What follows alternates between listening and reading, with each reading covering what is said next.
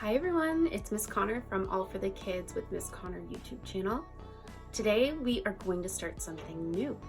I've got a couple of Geronimo Stilton books, and what we're going to do is read the chapter books. So this book by Geronimo Stilton is Lost Treasure of the Emerald Eye. Late again. Putrid cheese puffs. It was 9 o'clock and I, Geronimo Stilton, was late for work again. I rolled out of bed in a minute and was dressed in 2. Pretty fast considering I'm really not a morning mouse. Cheese slices. I hate Monday mornings. I grumbled while brushing my teeth with cheddar flavored toothpaste. Then I hurried downstairs, stumbled over my tail, and tumbled all the way down to the door. Thump, thump, thump. So much for being quiet as a mouse. The streets of New Mouse City, the capital of Mouse Island, were as noisy as ever. I guess everyone was late just like me. Cheese delivery trucks were everywhere, horns blasting. Mice, rats, and rodents of every size and shape raced by in cars, taxis, and Mouse Jordan sneakers. "Taxi," I shouted, jumped into a cab. 17 Swiss Cheese Center. Minutes later, we pulled up to my editorial office. Oh yes, I forgot to tell you that I run a newspaper. It's called the Rodent Gazette. I took the stairs 2 at a time and burst inside. What a workout! I was pooped. Maybe I shouldn't have canceled my membership at Rats La Linne after all.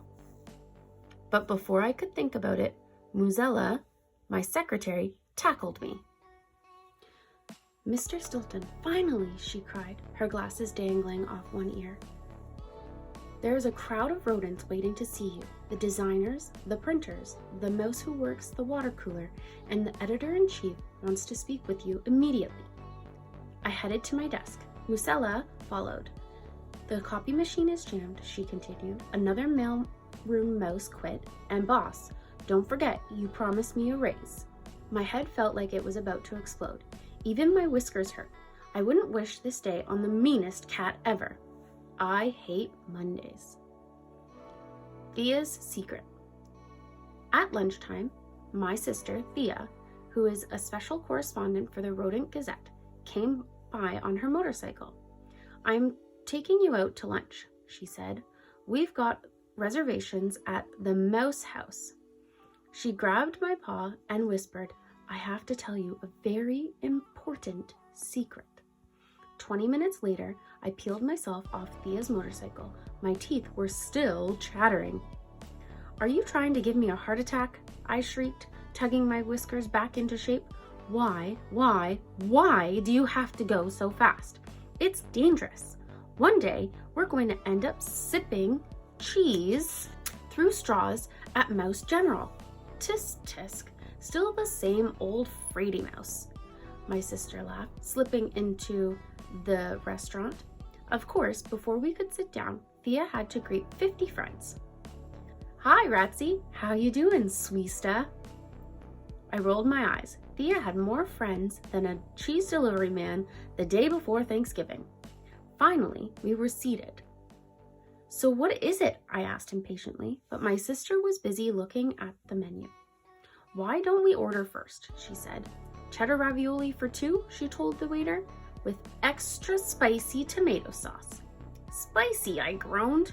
"You know I get heartburn. Did I mention my sister can be incredibly annoying at times?" Thea waved her paw. "Oh, please. You could use a little spice in your life. Besides, you'll have to get used to eating all sorts of food on our trip," she whispered, winking at me. "Trip? What trip?" I asked. "Shh, shh. Do you want everybody to know?" she said, pinching my tail.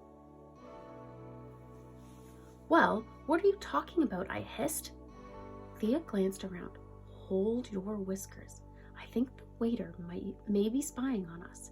He looks a little suspicious," she said. "Who on earth would want to spy on us?" I cried. My head started to pound. "If you only knew," my sister replied, looking very mysterious. I clenched my fist. I couldn't take it anymore. I climbed onto my chair and screamed, "What are you talking about?" Everyone stared. "Slimy Swiss balls, someone got up on the wrong side of the hole today," said Thea, but she began talking anyways. "I found a map of an island showing the spot where treasure is buried," she squeaked. "The Emerald Eye." From under the table, she pulled out a yellowed piece of paper. "I found this map at a flea market," she continued. "Oh, Jerrykins, you must come with me.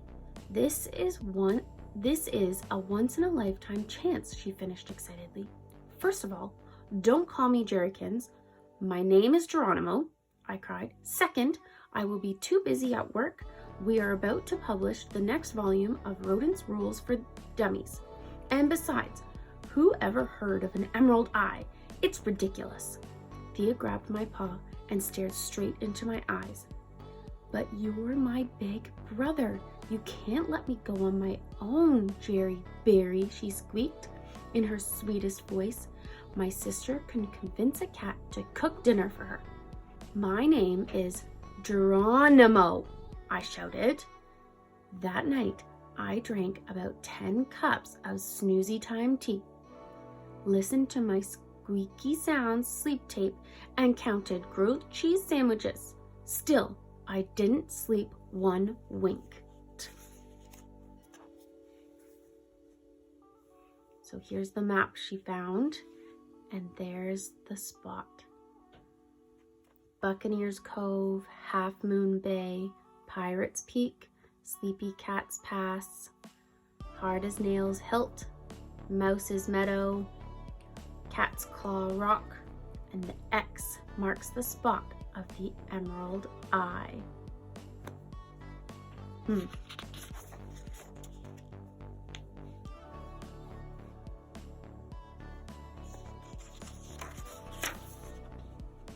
I found a map